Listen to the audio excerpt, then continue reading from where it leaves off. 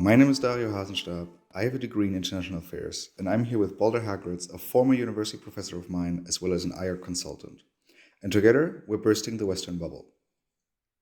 Today, we will analyze how to understand the media coverage of Ukraine through the lens of the Western bubble.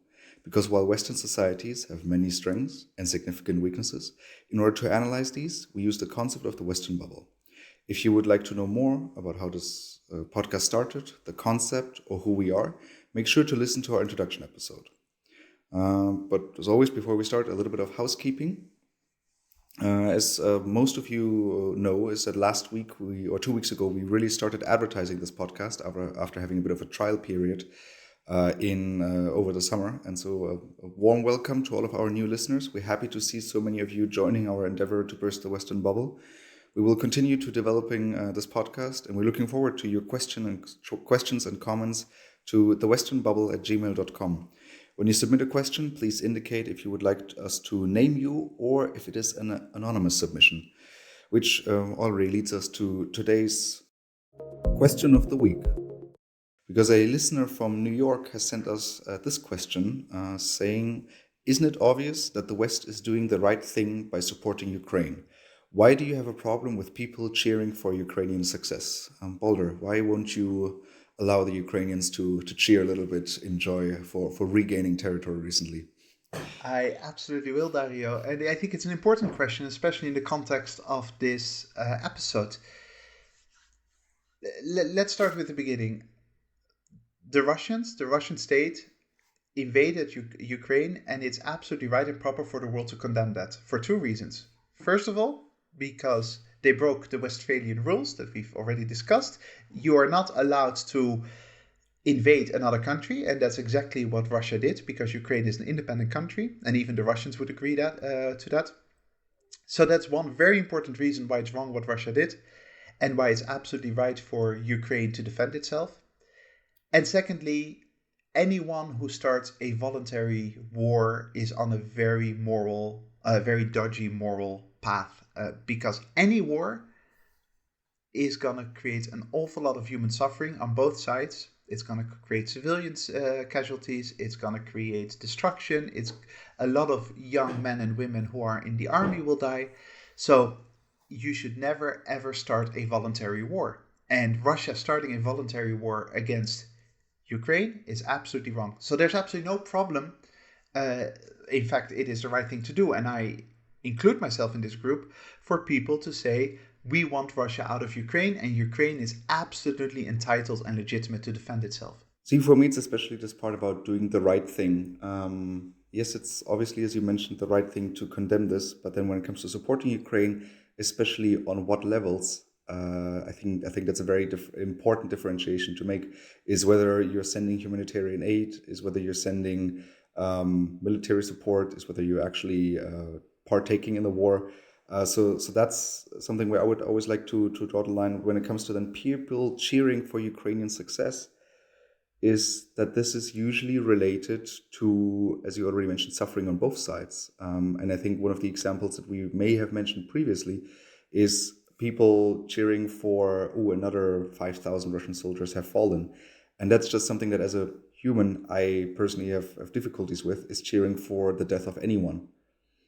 Absolutely. And that's systematic behavior where people start basically dehumanizing the Russians as some kind of evil, almost fancy Tolkien-esque force about to swamp the innocent Ukrainians, is a very dangerous approach to this, because these are 18-year-olds, sometimes younger, sometimes older, boys, mostly boys in the Russian army, who have absolutely no responsibility for the decisions that are being taken at a geopolitical level.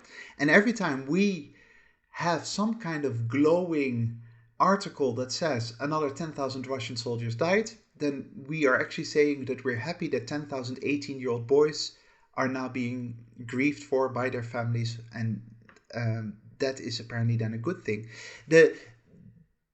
The danger in all of this is not so much saying we want Russia out of Ukraine. I want Russia out of Ukraine for a healthy international system. And also, if you like, from a personal moral perspective, it is absolutely wrong for the Russians to be where they are, and they need to get out as quickly as they can. But from a Western bubble perspective, there's much more going on, and there is this sense that this is a fight of objective evil versus objective good. The liberal democratic Ukraine, which by the way is a questionable thing, Ukrainian democracy is not all that. But the idea, because Ukraine is nominally democratic, we somehow identify with them, and because Russia is some form of dictatorship, some kind of form of authoritarian regime, we put them in the dark corner, in the ones who are evil, who need to be defeated. And we start identifying with the war way beyond the obvious human suffering that hopefully we all identify with, into we are part of it. It's almost as if the West is fighting this war alongside Ukraine. And this, of course, is being stimulated by people like Zelensky, who love milking this, who love putting himself on the breach like I'm a defender of liberal Western values against the horrible dictator Vladimir Putin. We buy into that, and that's when I start being very concerned, because our behavior becomes irrational, becomes counterproductive, and becomes a party to the actual violence. Mhm. Yeah, and we were very happy that this listener from New York submitted this question because it does lead perfectly into today's topic, where we want to analyze Ukraine and how, particularly, the Western media has dealt with Ukraine, has reported on it. But before we jump into our analysis, as always, we're starting with our first category. What are the facts in 2 minutes? This episode is slightly different from the usual format because we will analyze third-party media clips to showcase the Western media bubble. Even though the Western public has typically been critical of its media in general, with opinion polls showing mistrust in mainstream media, this is mostly related to domestic and particularly partisan concerns. However, when it comes to foreign policy reporting, trust has been higher, in particular among groups that have received more formal education. The overall sense is that Western media plays an important role in exposing human rights abuses and propaganda of non-democratic governments. Since the Russian invasion of Ukraine, Western media has been reporting non-stop on the violence, and this has been simultaneously to Western society supporting Ukraine's efforts to repel the Russians. And with this, moving on to the next category where we start analyzing. What is the bubble? And the object of our analysis today will be Anglo-Saxon media, simply because this is an English-speaking podcast, and not all of our listeners speak some of the languages that we speak. So yeah, that's the reason why we will mostly be focusing on English-speaking outlets, simply because this is an English-speaking podcast. And despite that, it's simply the fact that the Anglo-Saxon world is a bit more extreme when it comes to the reporting on the Ukraine war, and simply they make up the majority of the Western bubble. In the last episode, we talked about Great Britain, and the Anglo-Saxon world, in many ways, is a very clear vanguard of the Western bubble. So everything we discuss applies to the West in general. You could even, to a certain extent, apply it to countries like Japan or South Korea that sometimes are considered part of the geopolitical West. But the vanguard of the Western bubble is absolutely the United States, Canada, the United Kingdom, in large part because they genuinely believe themselves to be these defenders of freedom and democracy and liberalism, much more than most other countries. And another thing that is very important for us to mention is that, of course, while we criticize the media, this should not serve as any grounds for any conspiracy theories about there being some form of organized propaganda machine, state-led or privately led, on the Western media. I mean, in general, there is neutral, factual reporting on most matters in the world. It's just that here we specifically analyze the media behavior towards the Ukraine war and how the Western bubble plays into that. Well, I'm not even sure if there is actual neutral reporting, but it's absolutely true what you're saying, that there is no centralized propaganda machine as there would be in the Soviet Union, or maybe in Russia in 2022, or maybe in Beijing in China in 2022. The West absolutely does not have that same kind of government-led propaganda machine that some other types of regimes might have. That doesn't mean that there is no actual propaganda, that there's no narrative being pushed that helps governments and that also helps other powers that be within Western society. And I think that's the main issue that we are trying to communicate in this podcast episode, namely the idea that even though journalists are on the surface and in practice on a daily basis free from government interference, they don't get phone calls, angry phone calls from ministers, typically. That doesn't mean that they're not part of some kind of propaganda bubble and therefore part of a Western bubble. And that's what we'll expose. Exactly. And so now, actually diving into the Western bubble here, because as we've done so many times before, with regards to the media, what exactly is it that creates this bubble around the media, that the coverage on Ukraine has been the way it is? Very much the simple answer would be the Western bubble, right? It is a system where people within European or North American societies walk around believing that they hold this morally superior position to other types of regimes. And when I say people, people who listen to the news, but also people who make the news, journalists, one of the main topics for foreign correspondents of Western media is how democratic rights are being violated in other countries, how human rights are being violated, how other countries aren't like the West, how they aren't like us, and that is bad because obviously we are good. That kind of approach to foreign correspondence is very, very clear and obvious. Consumers also expect this from the media. And on top of that, there is also a structural pressure on the media, right? And a journalist doesn't work in a bubble. They want to get a promotion, they want to get attention, they want to be appreciated by their boss, by their managers, by anyone who's above. And therefore, they know that they are expected to push for a pro liberal, pro Western, pro human rights kind of approach. And that is nowhere clearer at the moment than in the war with Ukraine, because we've been for, well, I wanted to say decades, but it's now almost a century if you include the Soviet Union, being told that the Russians are bad, that the Russians are our enemy, that the Russians stand for everything that we do not stand for. And for a short period of time in the 1990s, that seemed to change. But then Putin came to power, and now the Russians are back as where we like them, namely dark authoritarian regime. And we as Western society and also Western journalists jump on the opportunity to portray the war in Ukraine as one between freedom and dictatorship. See, the most convincing argument you just made, or part, was they are reporting on countries that are unlike us, so they're different from us, and that there's a clear then perception of, okay, so this is us, we're living the correct life, and then there's the others, and you have terrible human rights abuses, as we talked about 2 episodes ago. You have terrible choices here. You have dictators there. There is a lot of that, especially with regards to foreign policy reporting overall.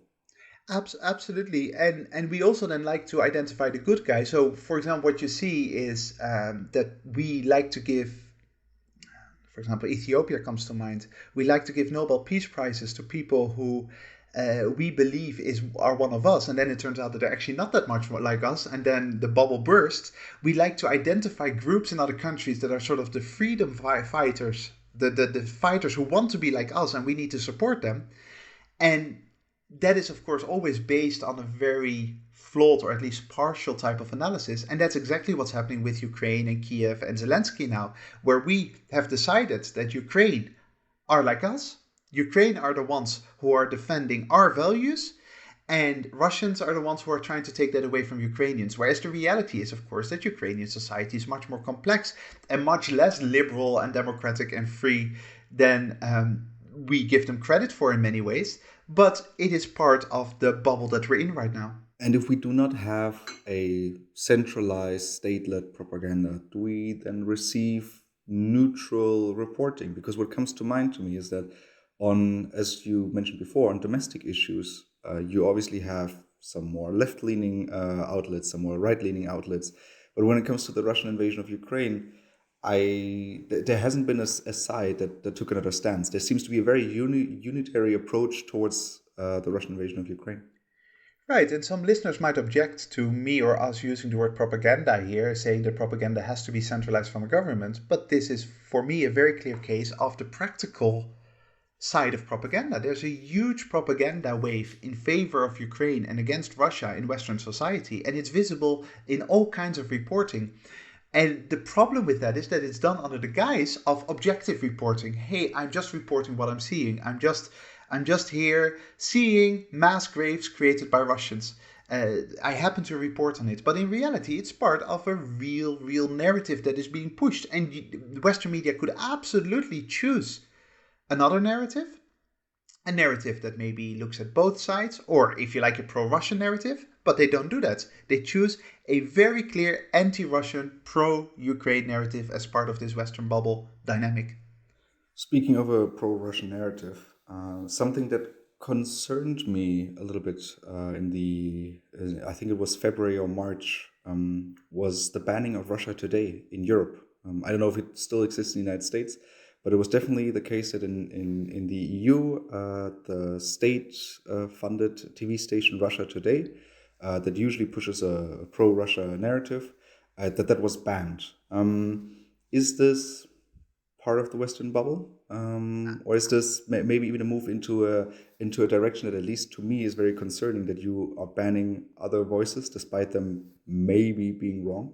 But I think the answer to both of them is yes, right? It is absolutely part of this Western bubble, and it's absolutely part of a propaganda machine. And the hilarious bit of that was that only a week before, if I recall correctly, it's been a while, but recall correctly, Moscow banned BBC and some other news outlets from reporting in Russia, and we were outraged about that. But then when we ban Russian media, then that's okay, because they're just pushing propaganda. So the idea that we don't push propaganda, we are therefore legitimized in banning them, but they're not legitimized in banning us. The hypocrisy of that is astounding, and it shows how we've gone into a bubble, and we can't see reality anymore. Look, either you say as a Western society, we are at war, we believe that we're part of the war between Ukraine and Russia, and we're just going to go full in. We need to keep morale high in our own populations in Germany and Spain and the United States, and we're gonna rally behind the flag. Okay, it's not a choice I would make, but if we're open about that and we believe we're part of the war, fine. Then the media is going to be corrupted by that. That happens all the time in a war situation. But if you don't believe that we're in a war, if you don't believe that we are actually right now fighting Russia, and that all the usual mechanisms of freedom should be suspended, at that moment, then you cannot claim to live in a free, liberal society with this kind of behavior, where first of all, you've got a media that horribly underreports on an important side of the war, and a government apparatus that is pushing very dodgy dynamics, including the banning of Russian media, solely based on the idea that we don't like what they are saying. Yeah, I mean, this to me goes back to, just, if you as a democracy, you're upholding these values, and this reminds me a little bit of episode number 3, the hollowing out of institutions. Then why are you getting on the same level as an autocratic state? If you are saying that, hey, we have values that are unimpeachable, basically, and there's nothing can be done about them, no matter who it is, basically. And then as soon as Russia is banning, I think it was Deutsche Welle, BBC, anything along those lines, then you go down the same level. That, to me, again, it was very concerning. Not that I ever watched Russia Today, but it shouldn't be banned under almost no circumstances. No, absolutely. I mean, I wouldn't recommend Russia Today as a news outlet. I mean, it is a Kremlin propaganda machine. There's no doubt about that. But on what criteria do you ban that? And then you complain about your own media being banned in Russia. That becomes a ridiculously grey and hypocritical area. Having said that, this is also part of the approach of, yeah, but there's only one side to this story. The side of the story is that the Russians are doing the wrong thing. No, well, I don't want to say no one, because then the listener is going to send us articles where people do talk about it, but very few journalists, very few news outlets have actually analyzed from a serious perspective, without being critical, without being sarcastic or ironic or anything like that, from a serious perspective, the Russian case for the war in Ukraine. It's almost the attitude is almost Vladimir Putin woke up in a bad mood one morning and decided to tell his soldiers to cross the border, as if there is no other narrative out there. Whereas there are some serious, I don't necessarily buy them, but some serious arguments behind the invasion of Ukraine by the Russians, and acting as if they should be dismissed automatically offhand is very dangerous, because it means that we are not getting the full picture. And I want to go back to what we said at the beginning. We should reject the war in Ukraine because Russia broke the rules and Russia should not have gone in. But let's not act as if there is no rationale behind it, as if the Russians have no point whatsoever, as if they have no justification at all for anything they do, especially given that a lot of the justification is related to our own behavior, namely the expansion of NATO. Exactly, and this goes back to something that, because obviously before this episode, in the light of preparing for this episode, we watched a lot of Western media coverage on the war of Ukraine, and one word that repeatedly came up was the word unprovoked. This is an unprovoked invasion. Yeah. And I think that word is very much going into the direction of what you said. To me, it reads like we are not allowing Putin to have a reason for this. Because if he has a reason, that would not make it, unprovoked. It is one of those things that if you really stop and think about it, and this very often happens, right, that we go on our intuition and we don't stop and think about it. But no serious analysis, and I would argue therefore no serious journalist, can stand there and say that this war was unprovoked. There is a difference between a provocation and actually giving in to that provocation. So if you and I meet in the street and you call me a bad name, you call me a swear word, that then you provoke me. Hopefully I will be sensible enough not to hit you. But if I hit you, then that was wrong on my part. I should never have hit you. But it wasn't an unprovoked thing, because I was provoked by you calling me something, calling me a name. And that's sort of the same here with Ukraine. There were absolutely reasons why Russia was genuinely deeply concerned about Ukraine, and especially how close it was getting to NATO. There were also some concerns still about Russian minorities and the fact that Ukraine just simply wasn't pro-Russian. None of this means that Russia had the right to invade Ukraine, but let's not pretend as if it was without any provocation. Let's not pretend as if it just happened because Vladimir Putin is a bad guy. Exactly, and this entire narrative, and there's a lovely term for it in German, to jemandem etwas absprechen. So you're basically denying Putin to have reason behind the invasion by making it unprovoked. In my opinion, is another step of dehumanizing the other side. This is so irrational. This is beyond any idea, any reasoning, that the other side cannot be human. They are so terrible because there are no reasons behind this, which makes them so terrible, and therefore they're not human, and the other side is just pure evil. Exactly. They're just starting a war because they're the bad guys. And bad guys just start wars and do horrible things. And that's it. So we don't have to analyze it. Of course, the problem with there are lots of problems with that. But one very clear problem with that is that you are going to be very bad at finding proper solutions, because you don't really understand what's happening. The moment you say, look, you're just the devil and you're just doing what you're doing because of your very nature, then there's no possibility of any type of negotiation. There's no possibility of trying to find an end to the horrible bloodshed in a mutually acceptable way. And it just becomes about defeating Putin or getting Vladimir Putin out of the office. And with this, we can move on to the next category. What is the problem?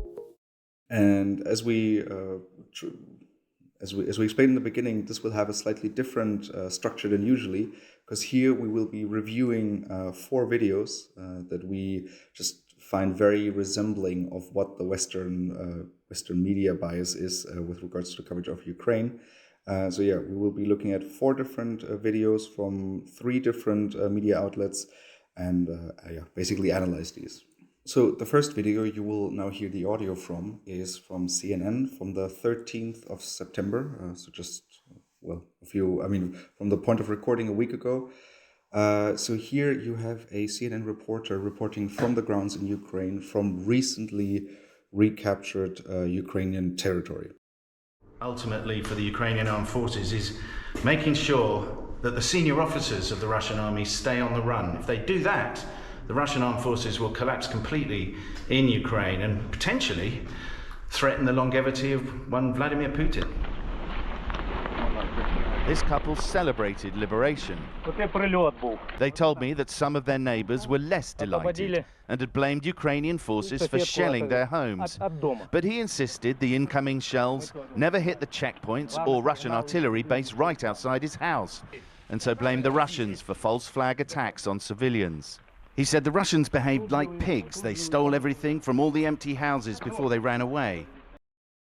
So, Boulder, after we've now listened to this, I think there's two things that stand out here because there's keep in mind you've just listened to about 40 seconds from a longer report, but we just thought that these were very, very symbolizing of this. I think the first one is when he talks about the longevity of Vladimir Putin and how he seriously has to fear for his power in Russia.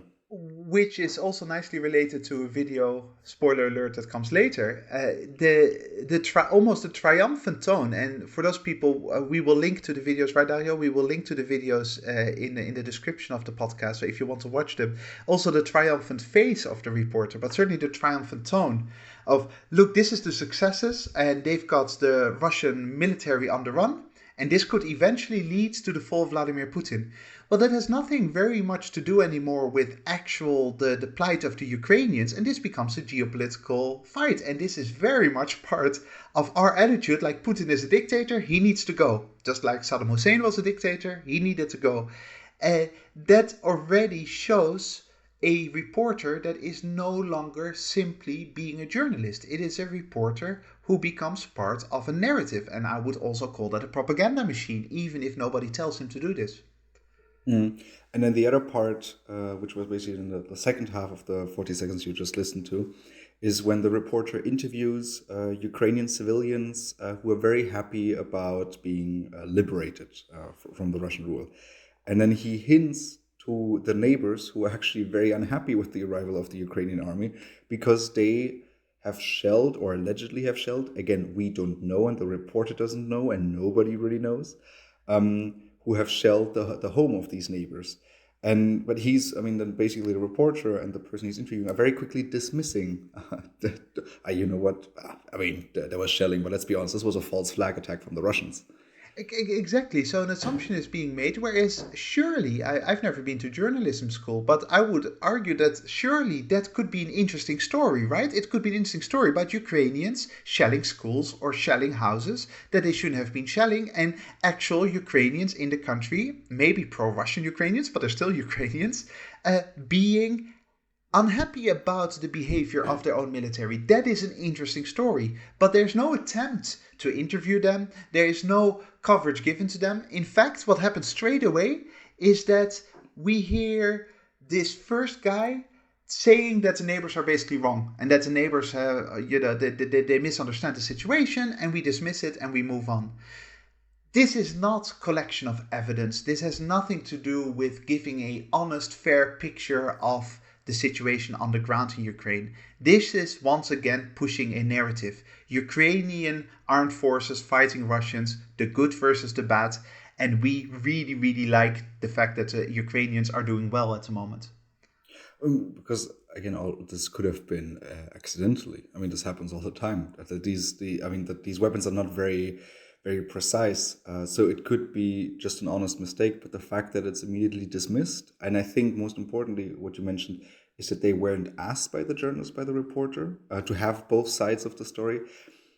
It's probably bad journalism, but it's also part of the Western bubble. Is that there's no need to look further into it because we already know the answer. We already know the answer, and if it did happen that some house accidentally got shelled, like you said, then it was just an honest mistake. Who cares? Because it was just an honest mistake. But when the Russians do it, it's them representing a brutal genocidal regime, and they don't have any care for human lives. But if the Ukrainians do it, well, that's an unfortunate part of the war. War is tough.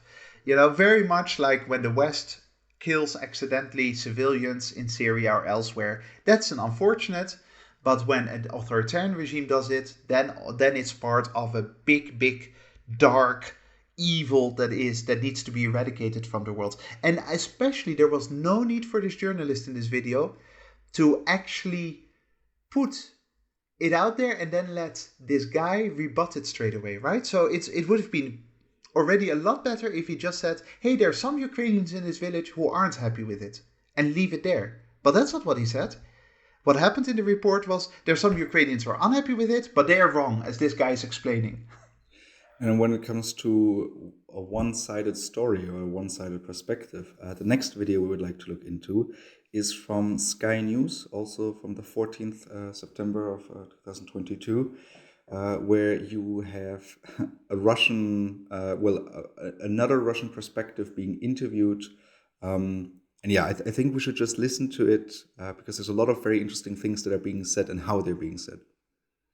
Boris Nadezhdin, who's often brought on as the token liberal, tells me he was surprised at the change in tone. Everybody, both people who is against the military operation and both people who is pro-military operation said something goes wrong.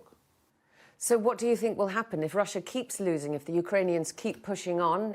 I think you should not overappreciate the results of Ukrainian army last days, because the military potential of Russia Federation is very big and practically was not significantly used in Ukraine this time.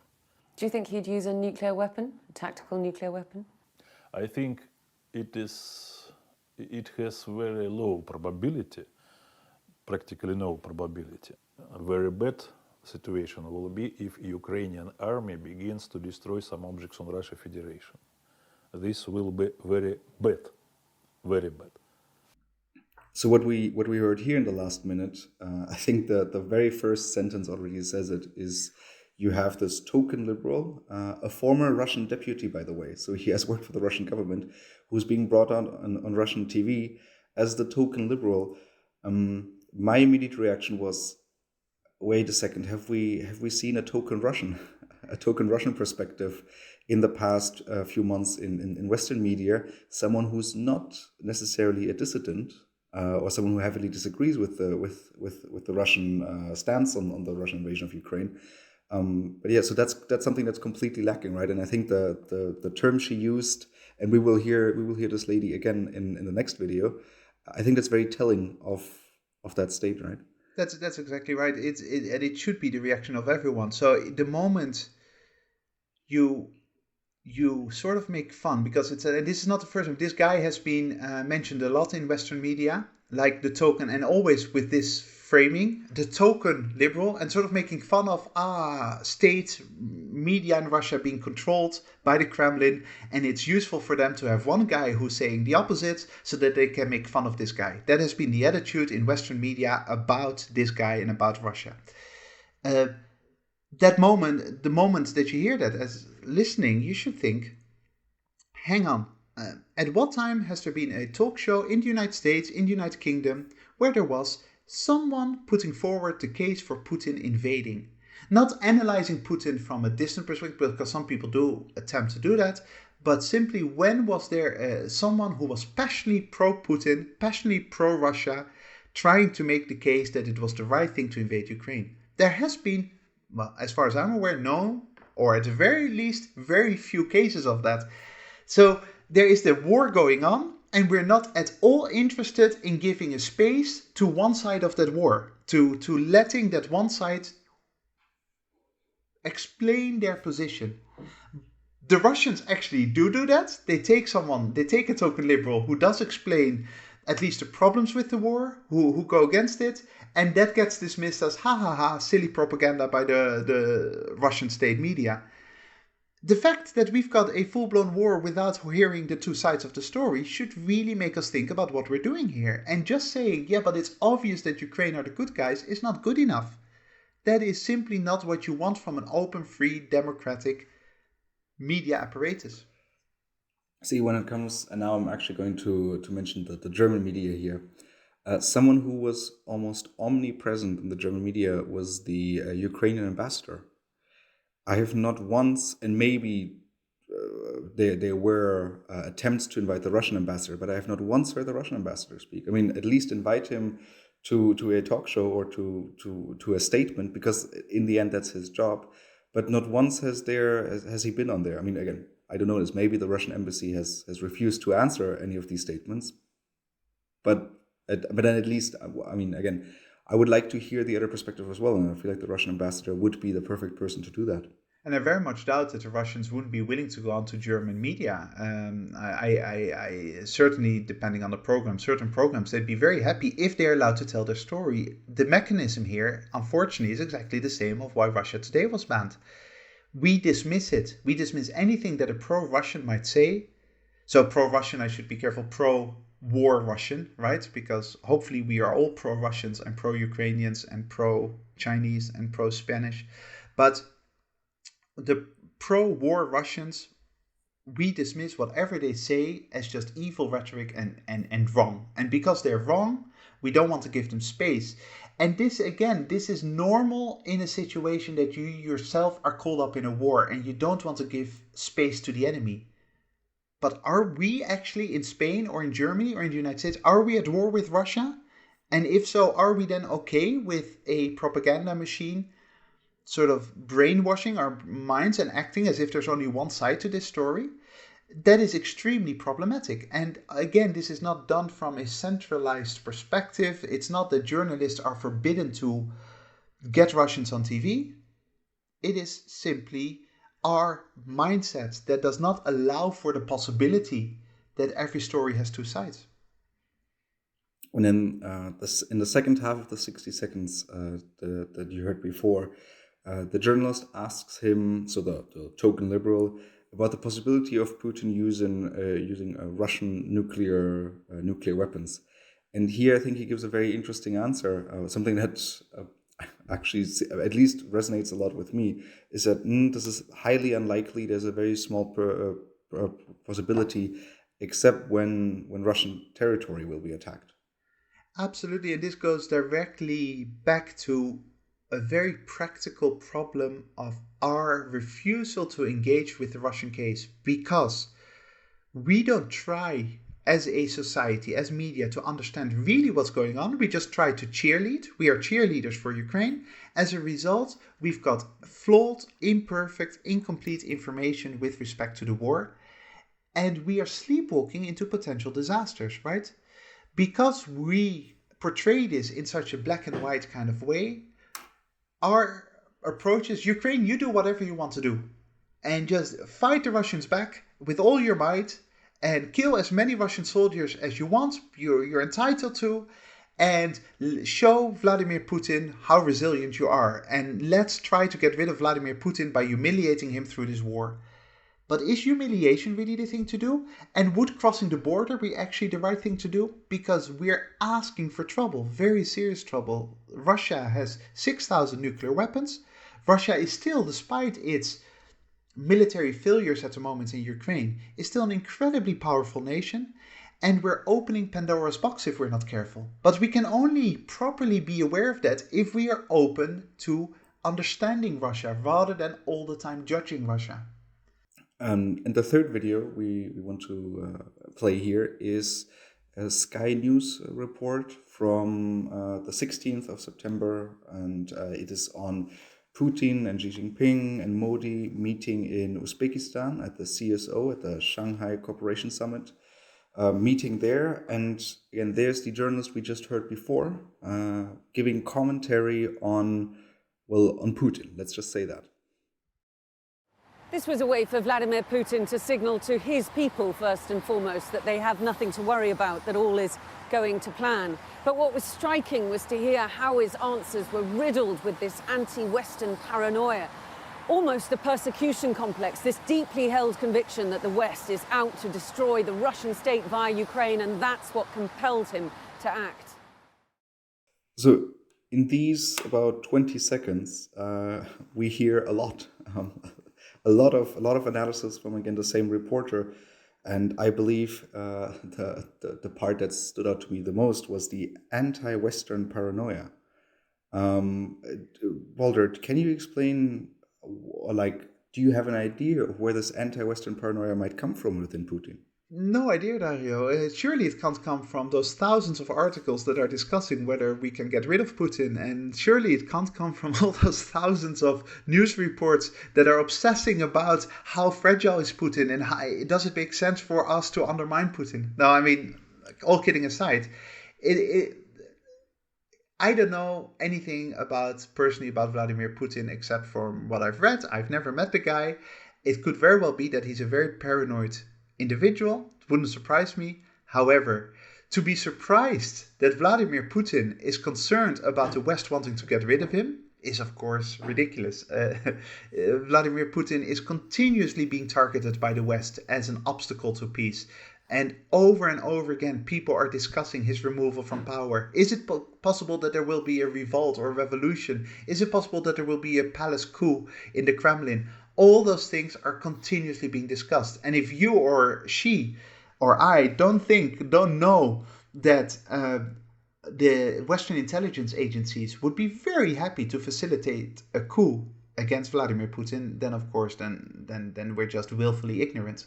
And I mean, one of the examples we just heard a few minutes ago in the first video from the BBC, where the reporter was openly speculating about the retreat of the Russian officials, might threaten the stability of his regime. And then in the video before, the one we just heard now, I mean, she was also asking the token liberal on what's the stability of Putin's regime looking like right now. So I don't know where he could have those ideas from, to be honest. It's absolutely a really good example of how far we are stuck into this bubble, right? So that we don't even see ourselves anymore. If I were a leader and I would have the most powerful countries in the world with the media continuously writing about my removal, and you can feel the desire for my removal throughout all of these articles and throughout the way they speak about these things, I would become incredibly paranoid. I would be terrified every day that I woke up that there's some CIA or some kind of other agency about to murder me, to assassinate me. So the way that she puts this in this soundbite that we just played makes it sound as if Putin is being crazy for being concerned about this. But obviously he needs to be concerned about this because the West absolutely wants to get rid of Vladimir Putin. And it seems so obvious that it is a shocking example of how deep the Western bubble can go into our minds. And with this, we're moving on to the last video we want to play for you, the listeners. This is from Telewizja Polska, a public broadcasting station from Poland itself, and they do have a English language version. And this one, let's just say we saved the best for last. Now we move to a tweet of the Russian embassy in UK, which is famous of its insightful comments. This time, embassy quotes Russia's foreign minister Sergei Lavrov, who claims that any action taken by the Western countries that is aimed at Russia and China is a sign of a fear of competition and honest discussion. At the same time, he's claiming that Russia's arguments are so incontestable, and while West offers only sheer trickery. Good to keep in mind that these are the words of a person who keeps repeating lies about atrocities committed on civilians in Ukraine. The lies presented by the Kremlin and Sergei Lavrov are also noted by most United Nations countries. At the 49th meeting of the UN Human Rights Council, shortly after the Russian invasion of Ukraine, when it was the Russian foreign minister's turn to speak, dozens of diplomats left the meeting. This picture perfectly demonstrates the attitude of civilized countries towards criminal regimes that deny the facts. Now we will look into the never-ending source of Russia's clumsy propaganda. At this time, Putin's loyalists have argued that Ukrainian nationality and language are an artificial construct. Honestly, I don't really know where to start here. So you've just heard 1 minute and 20 seconds from Polish television. They have been accused in the past of having more of a pro-government stance and more of a right-wing stance. However, again, that shouldn't stop us from analyzing what it has to say about Russia. I think that the first part is the way the moderator says insightful. as an insightful tweet from the Russian embassy. The sarcasm dripping from it, and this goes back to one of the ways that the media pretends to be neutral, but clearly, I mean, this is of course a very extreme. He doesn't pretend to be neutral. It's so obvious, but where people say we show two sides of the story, but if you say, and I'm exaggerating here a little bit, but if you go, first we'll show you a tweet by the heroic savior of Ukraine, Zelensky, and then you read out his tweet, and now we'll show you a statement by the horrific dictator Vladimir Putin. Yes, you show two sides of the argument, but you put you framed one of them in one way and the other in the other way. Now, that's exactly what's happening here, right? So they can claim that they've been giving the Russian narrative, but of course they do so with the most insane type of mocking and sarcasm possible. And keep in mind, this is Sergei Lavrov. This is the foreign minister of Russia. This is not an idiot. This is a serious person who might be on the wrong side of history. I'm not going to go into that conversation, but who has serious powers, who has been there for an incredibly long time, and who at the very minimum should be taken seriously if we want to understand the world and we want to come up with solutions. Instead, we just mock him.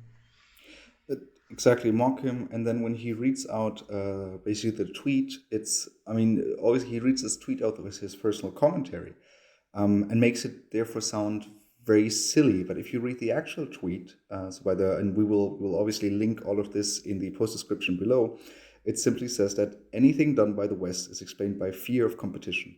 For example, sanctions are clearly aimed at removing strong rivals, not only Russia and China. It is fear of honest discussion. Our arguments are incontestable, while West's offers are sheer trickery. I mean, the first and the last sentence, he very clearly mentioned, but the part in between, he's conveniently left out or kind of changed the wording here. Absolutely. And also the content of this, of course, this is from a Russian state perspective. Of course, this is not a neutral tweet or a neutral observation by an analyst. This is by the foreign minister of Russia, a country that is involved in an aggressive voluntary war. However, it is perfectly reasonable to point out that the West is concerned with rivals to itself. I mean, that's just a geopolitical reality. And so the content of this tweet deserves some serious attention. That is not to say that he is a beacon of everything that is right when it comes to analyzing Ukraine or Russia. It is simply saying, let's take Russia seriously. And the same should be said about Putin. Let's take Putin seriously. The moment you stop taking them seriously, and the moment you stop either mocking them or calling them paranoid or anything like that, what happened in the previous video, is the moment that you stop your opportunity to connect with a better tomorrow, to find solutions to the violence and to the destructive events that we see unfolding every day. And the last part we want to highlight here is basically the last 15 seconds of the video you just heard, when he calls Russian propaganda clumsy propaganda. I mean, I don't know. It doesn't have a lot to do with. I mean, this is maybe something I would expect in a late night show from John Oliver, but not necessarily from a news broadcaster. Absolutely. And also completely, once again, dismissing the content, right? I think that is the worst of all of this. The fact that from a Russian perspective, and again, I'm not taking a side here, but from a Russian perspective, there's a real case to be made that Ukraine is part of Russia. Now, whether that's a legitimate case or not, I'm not getting into. I'm not a historian. I'm not taking any position there. But there is a serious case that is being put forward that Ukraine is an artificial country created 30 years ago with the fall of the Soviet Union. And you don't have to agree with that case for you to take it seriously and for you to try to understand where the Russians are coming from. Instead, we're not trying to understand anything. We're just mocking them for being silly idiots. And that is not the way to create a better tomorrow. And that is not the way to make the West a stronger polity, to put the West in a stronger position by just mocking those we feel are not correct. Mm. And so yeah, these were the 4 videos we wanted to provide you the audio with. There's one final video, however, that we do not want to give a platform to, simply because we believe it is very wrong to show this. And not only do we believe this, but also the Geneva Convention relative to the treatment of prisoners of war as well.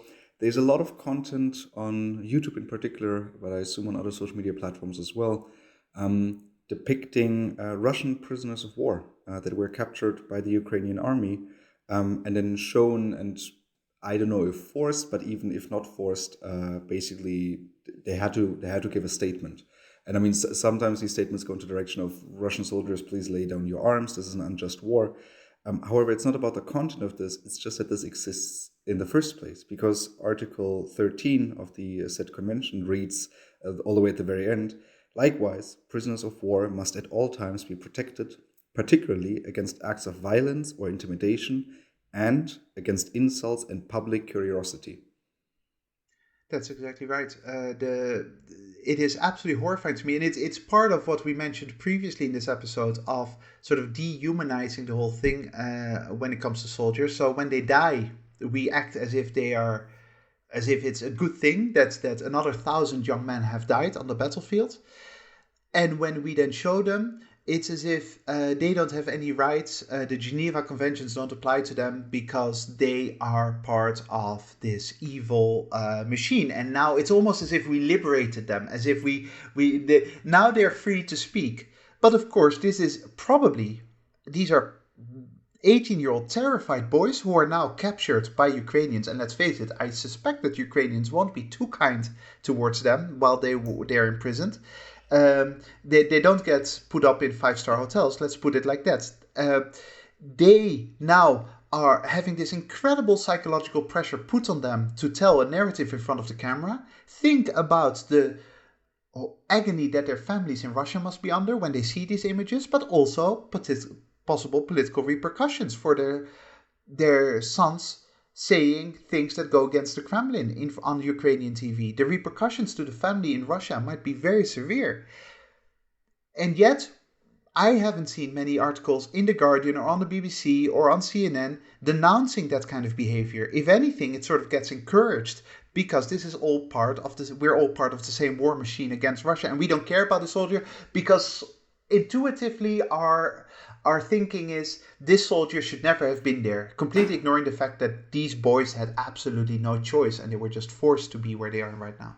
And there's been very little criticism from the Western media on this. Like, this is something that if the Russians had done this, I assume there would be a lot more of an outcry about this than vice versa. And the Geneva Conventions and human rights would be straight away taken out of their folders and would have been read out.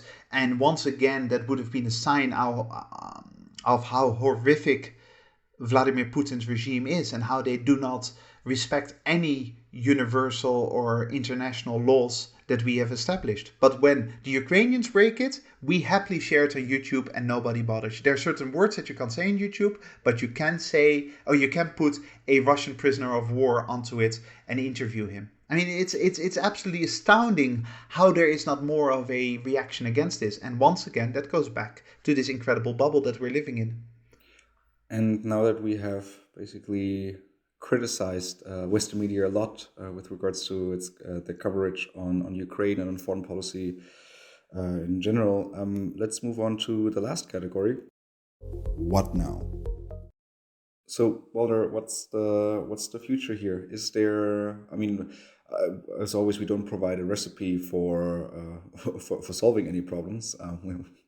For that, I think this is the wrong place. But I mean, we're not intelligent enough for that, Dario. We can just observe the problems, and other more clever people can think of all the solutions. I was going to say that it's very easy to criticize things. But so where do we take it from here? Right. So the first thing, and this is very much in line with what we've discussed in previous episodes as well, is to understand this. Understand that you don't have to live in a dictatorship to be surrounded by media propaganda. And a journalist doesn't have to be getting phone calls from their boss or shouldn't feel forced to do things. It doesn't have to be forced to do things in order to be a little cog in that propaganda machine. Why? Because the practical reality is that we're continuously being bombarded with a very narrow, specific narrative. And we need to expose the narrative. Hopefully this episode is a tiny little contribution to this, but society as a whole needs to think more critically about this. What do we expect from our media? What do we expect from journalists and from reporters? And do we really believe that it is right for them to show all the atrocities by Russian soldiers being embedded with Ukrainian forces, doing the Ukrainian bidding, and not at all present any counter sides to it? Not at all present the ambiguity of war, not at all present the Russian case. Are we okay with that as media consumers? And if you believe in a strong, free, liberal society, which I hope most listeners do, because at its core, theoretically, it makes a lot of sense, then you better work on this, and you should refuse to accept this kind of journalism from your media outlets. That's the first step. This seems like a great and a powerful moment to end today's conversation on the media coverage in the West on the war in Ukraine.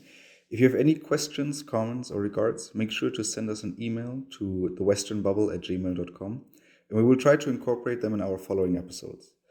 Thank you very much to the listeners for joining us today. Make sure to join us again next week when we burst the Western Bubble. That is it from my side. Balder, which closing quote did you bring for us today? This quote is from Nate Silver, an American statistician who's particularly well known for his work on predicting American elections. A lot of journalism wants to have what they call objectivity, without them having a commitment to pursuing the truth, but that doesn't work. Objectivity requires belief in and a commitment towards pursuing the truth, having an object outside of our personal point of view.